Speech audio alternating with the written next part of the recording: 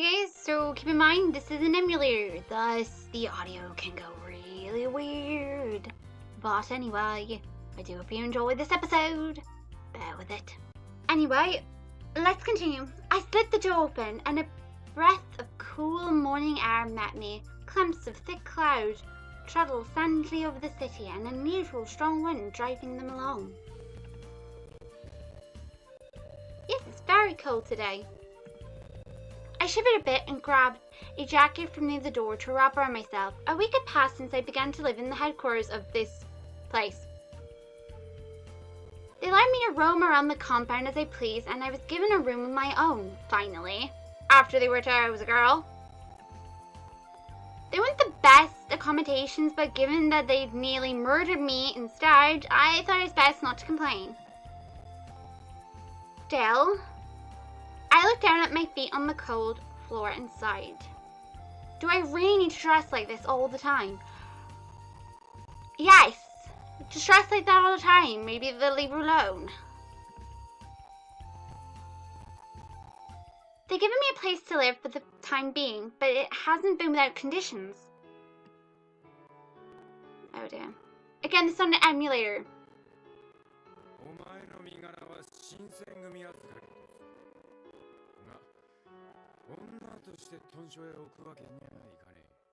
Why? Why can't you have a woman running around your headquarters? Do you find this intimidating or something? Again, you knew I was a girl and you were being very rude to me. I remember, guys, this is on an emulator, that's why like the audio is the way it is. Just bear with it, it'll clear up. As he explained, if rumors were to spread that their organizations were keeping a woman in their compound, tongues would begin to wag. It might even bring the people who were after my father to them in search of me. Of course, they hadn't been able to determine whether or not he'd been attacked. There was a great many questions left unanswered. We could ill afford any reckless decisions, or so Hijikata had told me.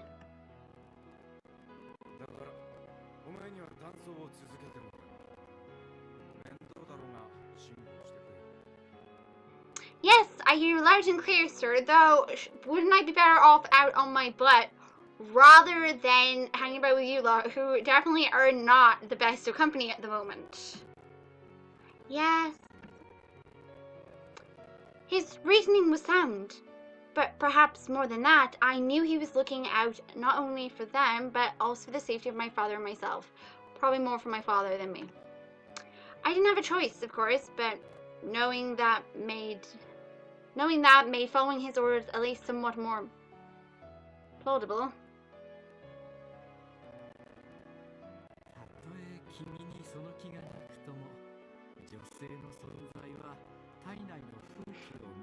In other words, you're worried that they might get ideas about her being there, that they won't concentrate on their job, they're going to more concentrate over her beauty, right? There might be some nookie in the blooming bedrooms or something. His tone suggested he was joking, but it was clear that he was telling the truth as well.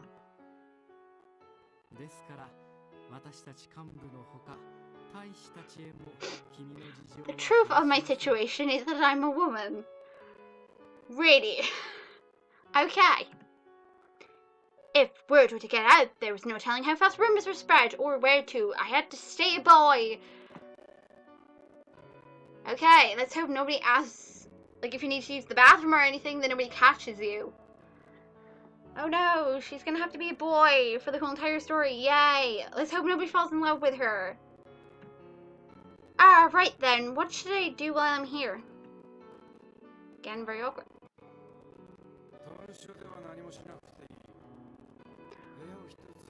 Thank you, you spoil me so much. I get a room and I have to stay in there, and that's all I've got to do is just stay in this room. Really.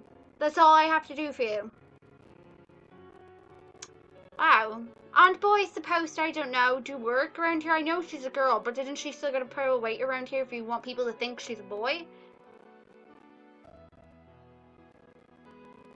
Why should I listen to you, mister, who's being very rude to me and not at all being much of a gentleman? I know you're looking out for me, but you could at least do it in a much more nicer tone. Hello, gorgeous.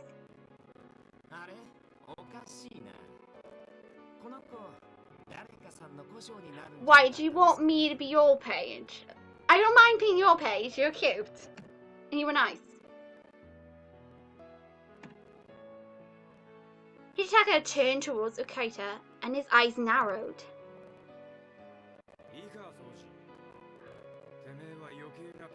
You, sir, have got a very foul mouth. Do you mind? You clearly know she's a girl, and yet you're using such language in front of her. You should be ashamed of yourself. Aren't you supposed to be like, I don't know?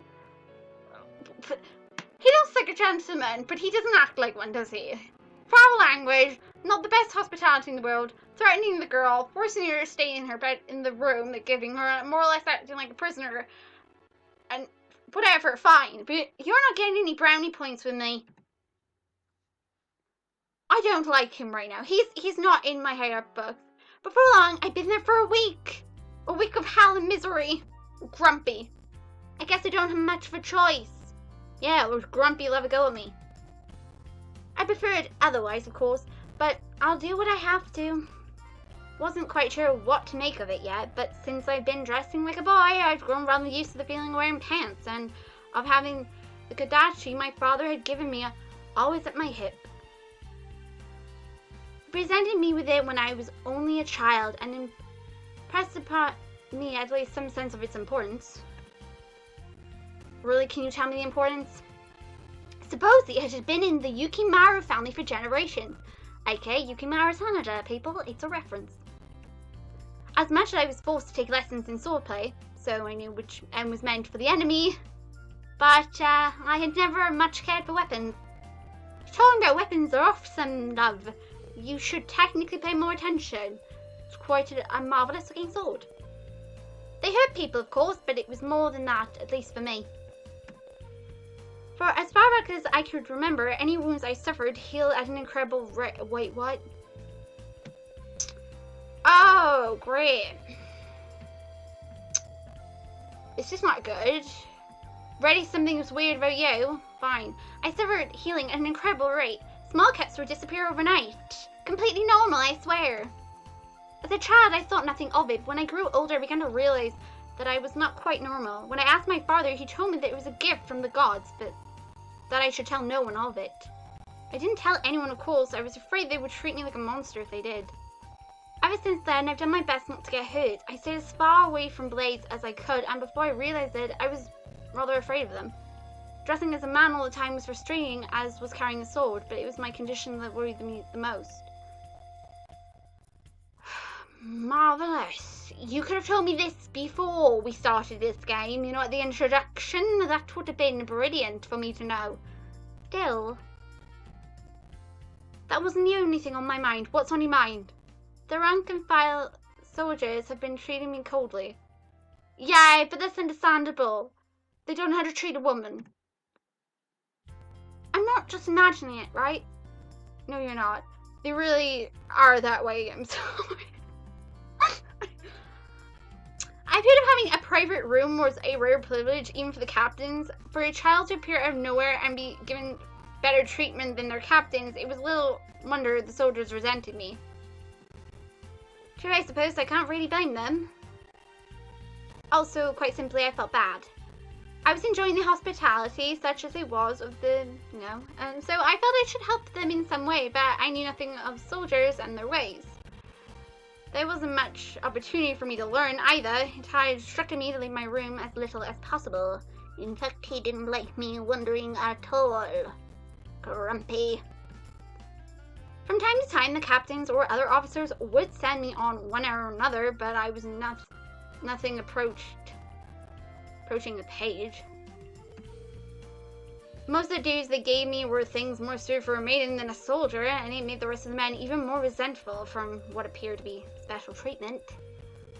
They're just watching me. Creepy. To make sure I kept my mouth shut, they took turns keeping watch over me. My mistakes could mean serious trouble for them, so they were doing their best to keep me away from the other soldiers. Then again, perhaps I was just a poor actor. Their soldiers almost never spoke to me, but when they did, it was difficult for me to act manly. All too often, the captains had to step in to cover for me. What do they expect change? You can't become a guy overnight, I'm sorry. She really can't become a guy overnight. I don't care what your excuse is. There's no way she can become a guy overnight. I don't care what you're expecting her to do. Okay, let's just continue. Each time they did, it made it look as though I couldn't even manage to speak for myself, and I felt even worse. If I'm really gonna stay here, I'd like to be friends with at least some of them. How about we don't? How about we stay all friends with them, but we don't make friends with them, hey? That's a good idea, eh? But I can't exactly tell them the truth, can I? No. Indeed, I couldn't, and so I had no choice but to stay out of the way and keep to myself. It wasn't a pleasant existence. I was beginning to feel depressed. If I'm supposed to stay out of the way, then I shouldn't be leaving my room, but I very much wanted to go look for my father. However, even after a week had passed, I was still not allowed to leave headquarters. I'd come to Kyoto in search of my father, but for the time being, it seems that search has been stopped in its tracks. Perhaps I thought I could talk to Hijitaka if he would give me permission to look for my father. Ask him?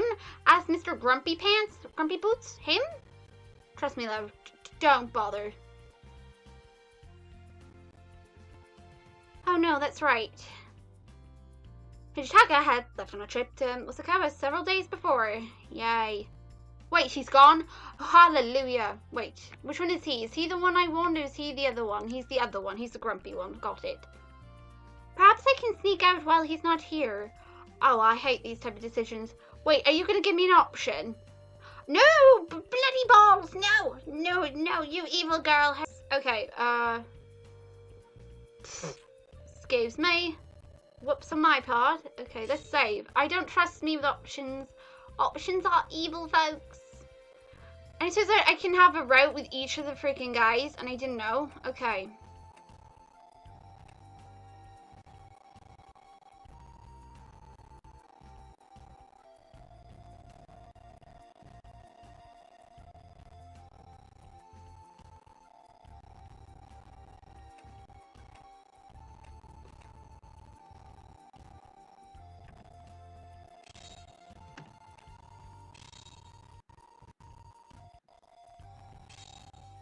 Let me see if I can sort as well the audio quick for you guys. Hang on.